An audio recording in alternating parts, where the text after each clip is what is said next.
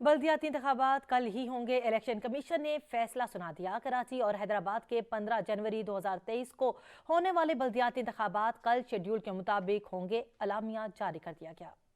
کراچی حیدرآباد کے بلدیاتی انتخابات 15 جنوری 2023 کو شیڈول کے مطابق ہی ہوں گے۔